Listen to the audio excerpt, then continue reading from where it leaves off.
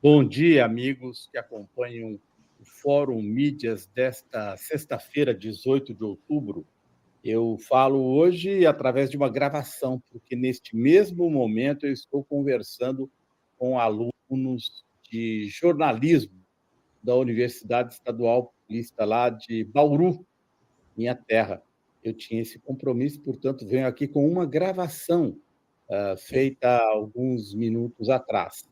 Eu tinha prometido para vocês, no início da semana, falar sobre a cobertura de campanhas eleitorais. Eu participei de algumas e eu queria fazer algumas comparações.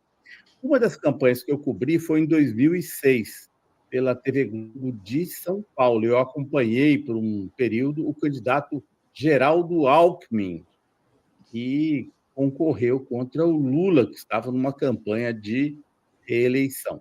E naquele ano, a TV Globo decidiu, em nome da lisura, né, da sua independência editorial, de supostamente ficar neutra na disputa, dar 90 segundos para cada candidato. Então, Geraldo Alckmin tinha 90 segundos no Jornal Nacional, todos os dias, e assim o Lula, Cristóvão Buarque e a Heloísa Helena. E onde que estava a pegadinha nisso? Bom, nós tínhamos vindo do Mensalão, né, no ano de 2005, portanto, quase todas as perguntas relativas à corrupção eram feitas durante aquela temporada eleitoral. Então, você tinha 90 segundos da Heloísa Helena atacando o Lula, do Geraldo Alckmin atacando o Lula e do Cristóvão Buarque atacando o Lula. E aí você tinha 90 segundos quase sempre do Lula na defensiva. Então, você tinha 270 segundos, praticamente todos os dias ao longo da campanha, de ataques, e você tinha 90 segundos de defesa do Lula. Então, é a falsa isenção que a mídia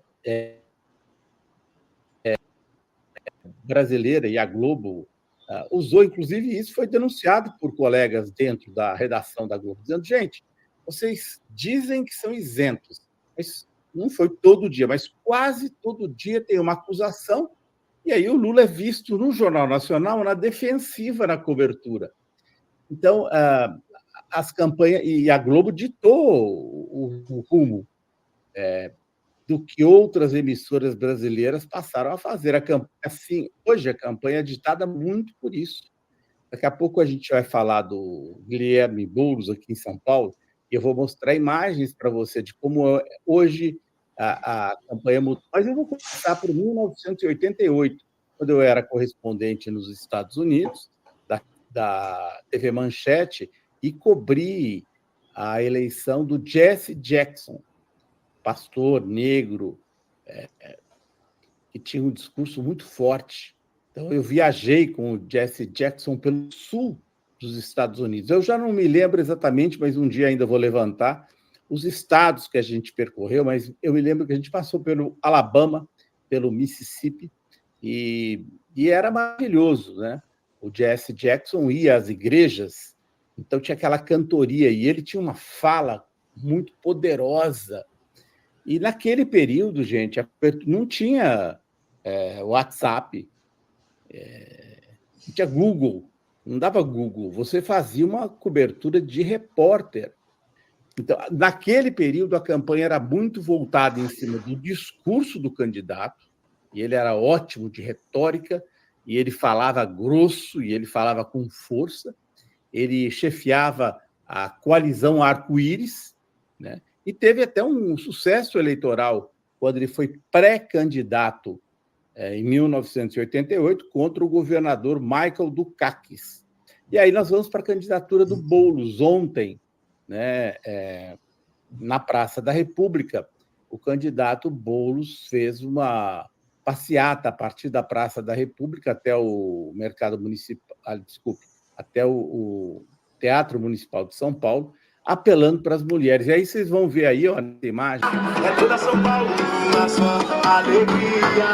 É um sonho acontecendo, a mudança chegou. Ele é meu prefeito, é É com Boulos que eu vou. É com Boulos que eu vou.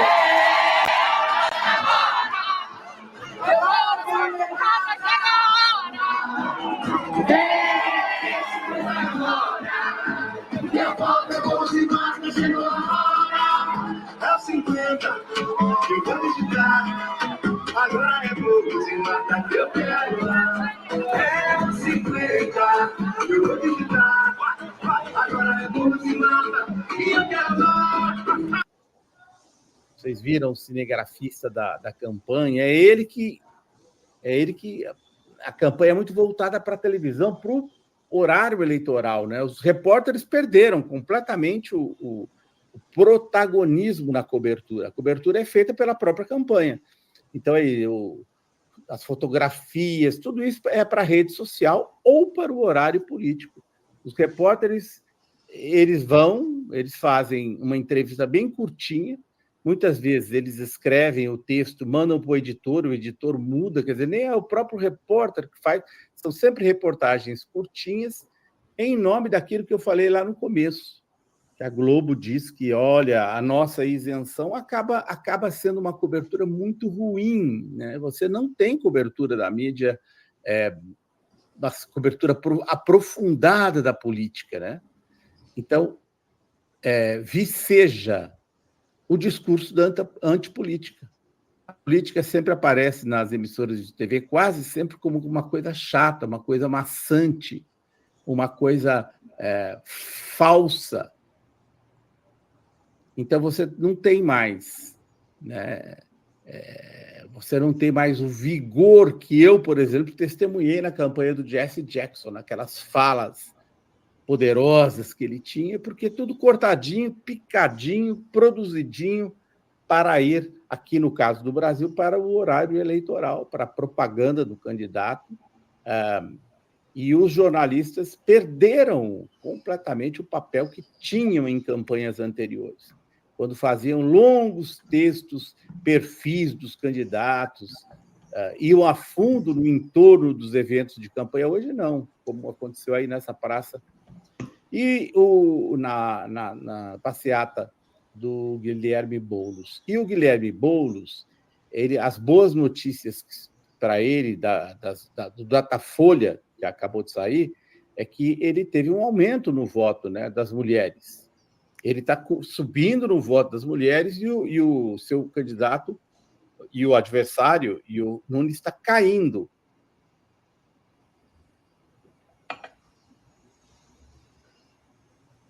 Então, vamos dizer, nos últimos 10 dias agora, será o mote da campanha, tentar conquistar e virar o jogo com as mulheres. E aí eu fiz uma breve entrevistinha com a qual eu vou encerrar aqui com a deputada Sâmia Bonfim. Ela diz 2 coisas que o Guilherme Boulos deveria fazer para enfrentar e tentar virar o jogo com o voto feminino, que é muito importante. Tornou-se, né, uma outra mudança em relação a 1988 ou ao passado. O voto feminino hoje pode ser decisivo, né, as mulheres, porque o movimento das mulheres é muito mais forte hoje do que foi no passado. Tem uma cena de um apoiador do Marçal, vocês vão ver daqui a pouco, que tentou interromper lá, se manifestar, e aí ele foi botado para correr por uma professora de 70 anos de idade. Então, vocês fiquem aí com a Sâmia, a falinha do Boulos, e depois esta cena inusitada, antes de ouvirem nosso amigo Antônio Melo. Um grande abraço para vocês, bom fim de semana, divirtam-se aí. Ô, Sâmia, me diz o seguinte, como entender que o Ricardo Nunes está na frente entre as mulheres em São Paulo, pelas últimas pesquisas, e como virar isso? Olha, eu acho que o peso da máquina tem determinado muito o resultado eleitoral. A máquina da prefeitura, mas também a do governador. E ele escondido o seu principal aliado, que é o Jair Bolsonaro, que é amplamente repudiado para as mulheres. Eu acredito que agora, nessa reta final, é primeiro dizer que Bolsonaro e Bolsonaro, eles estão juntos, e aquele mesmo projeto de ódio, de violência, de machismo, contra a vacina, contra a vida, não pode ser reproduzido. Marco Nunes é um agressor de mulheres. Ele tenta esconder o boletim de ocorrência, mas ele é um fato. E a gente não pode mais admitir alguém que trata a mulher dessa forma no gabinete do prefeito. É bom sim. E eu disse isso mais cedo para a imprensa lá na Praça da República. E reitero aqui para vocês. No nosso governo, agressor de mulher, independente de ser nos jardins ou na periferia, porque diferente deles, a gente não faz essa diferenciação. Agressor de mulher vai ser tratado como o criminoso que é na cidade de São Paulo.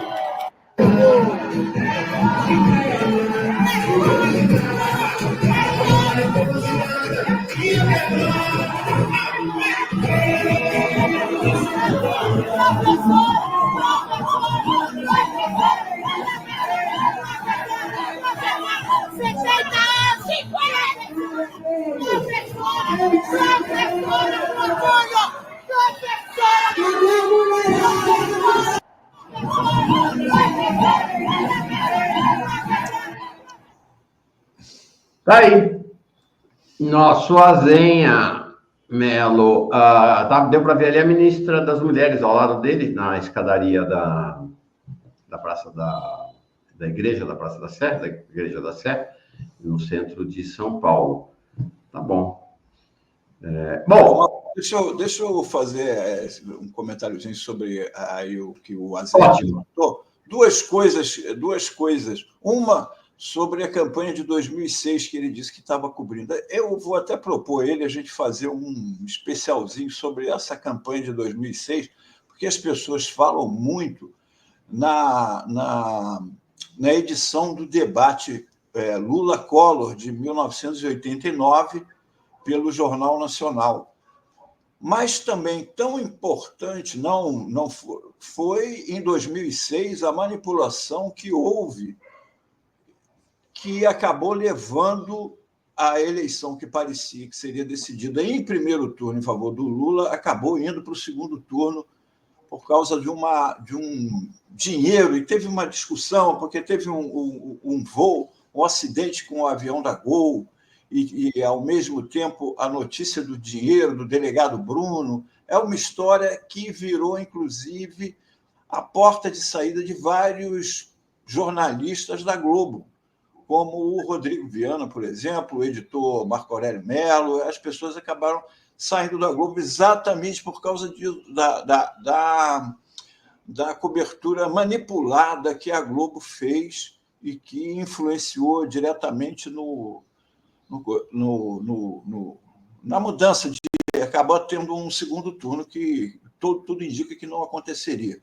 Em segundo lugar, a respeito da campanha aí do Boulos, eu acho que o Boulos... isso que a Sâmia falou é muito importante, essa questão das mulheres, mas eu acho que a campanha do Boulos adocicou. Eu não vejo os filmes, eu moro no Rio, então eu não acompanhei a campanha, eu acompanhei apenas a repercussão, não apenas na mídia, né, corporativa, mas também nos blogs de esquerda e tal. Eu senti que a campanha ficou muito reforçando aspectos que as pessoas viam como negativo do Boulos. Vamos falar assim, Boulos parte para cima, o Boulos ficar falando fujão, não sei o quê. Quando o Boulos tem o lado dele, o lado de professor, que poderia ter sido mais bem explorado. Se não foi, eu posso estar por fora, estou falando besteira, como eu disse, eu não acompanhei. Mas eu acho que a campanha dele tinha que ser mais do professor, elucidando, explicando a diferença que existe entre os dois candidatos e a abordagem deles, esta sim, totalmente radical da sociedade, entre o que pensa um e o que pensa outro. Eu acho que a radicalidade, essa ideia de que ele é um invasor, essa coisa negativa, raivoso e tal, mais ou menos seria um Lulinha, paz e amor, aquela ideia de que o Lula não ia invadir casa, de que o Lula não ia fazer isso e tal, que ficaria mais bem colocado na imagem do professor, inclusive porque ele botou como vice a Marta, com os céus, né, e tal. Eu acho que isso ainda pode ser mais bem trabalhado nesses dias aí, finais da campanha, e com isso aí da Marta. Mas vamos lá para o que eu trouxe para hoje aqui. Hoje, aqui, ó, são duas manchetes de hoje. Uma, a de cima, é do Globo e a de baixo da Folha. O Estadão não deu a notícia. Venezuela anuncia a prisão de 19, entre aspas, mercenários estrangeiros acusados de planejar complô contra Maduro. Aí a Folha dá essa notícia assim: Venezuela prende 19 estrangeiros sob acusação de mercenarismo. Agora, na outra, o outro slide. Vamos ver como eles tratam a notícia.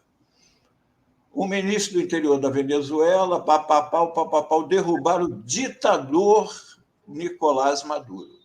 O Maduro é ditador. Os mercenários ficam entre aspas e são supostos. A Folha também, ditador Nicolás Maduro. O ditador Nicolás Maduro e os presidentes da Venezuela, antes dele, o Hugo Chávez, vêm sendo atacados pela mídia, amando dos Estados Unidos, amando dos Estados Unidos há anos. Em 2008, vamos ao próximo slide.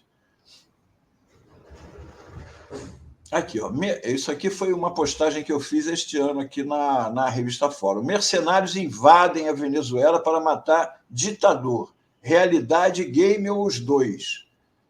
Um game da empresa Pandemic tem como tema a invasão da Venezuela por um grupo de mercenários.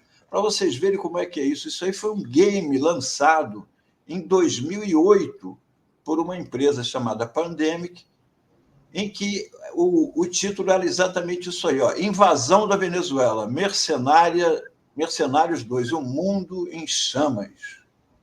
Era um game. E vamos lá para o próximo slide. Eu comento lá na matéria. Nessa última segunda, fracassou o novo golpe, porque o governo da Venezuela, em setembro, prendeu mercenários lá que estavam tentando um golpe, né?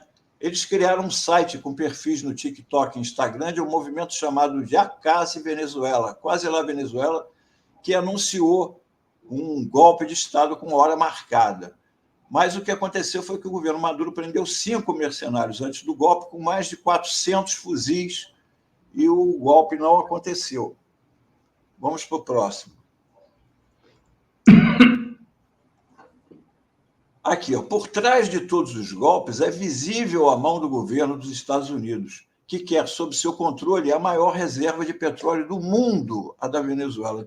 Tem um filmezinho que um dia eu vou trazer aqui, mostrando a diferença que existe entre as pessoas que possuem petróleo e tal, e o que tem o petróleo da Venezuela. É uma enormidade, é um videozinho muito ilustrativo.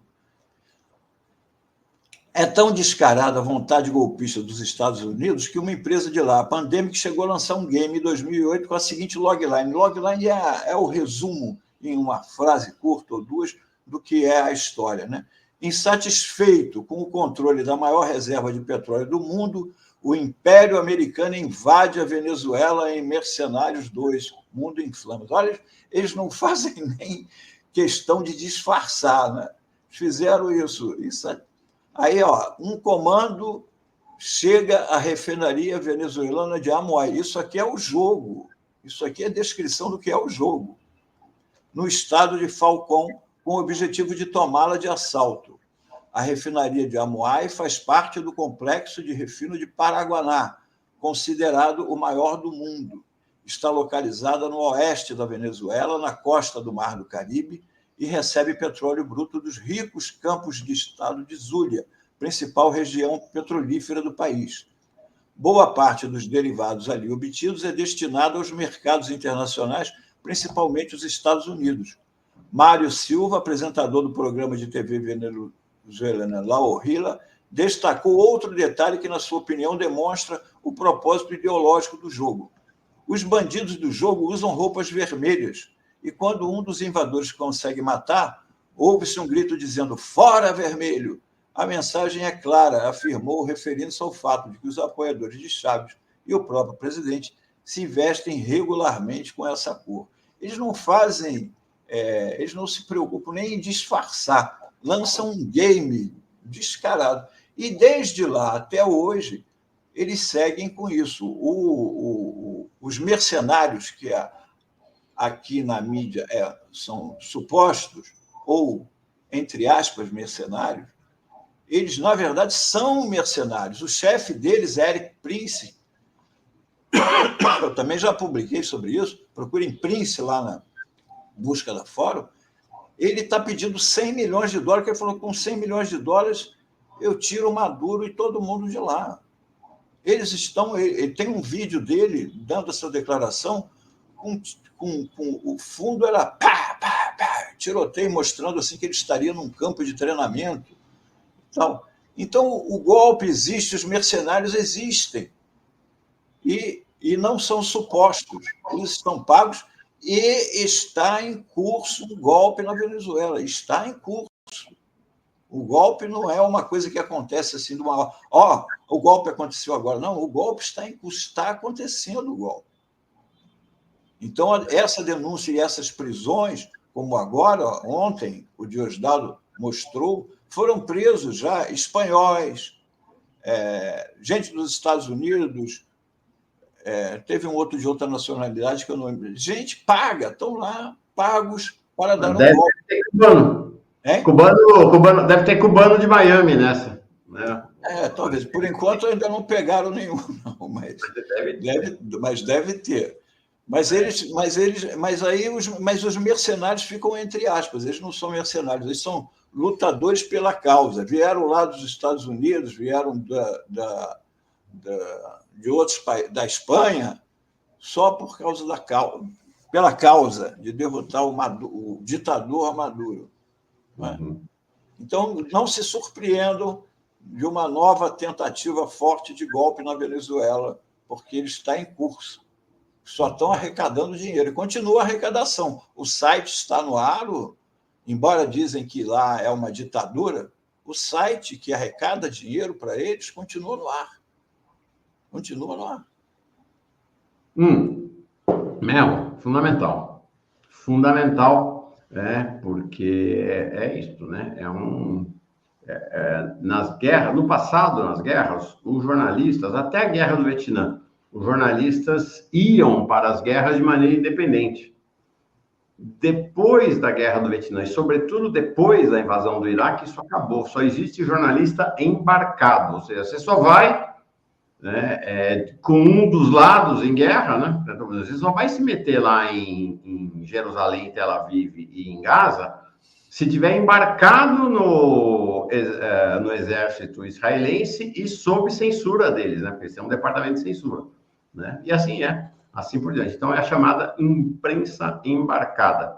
Melo, muito obrigado, bom fim de semana para ti, bom trabalho na sexta-feira. Bom fim de semana para você, Mauro, para todo mundo que está nos ouvindo e até segunda-feira. Até lá.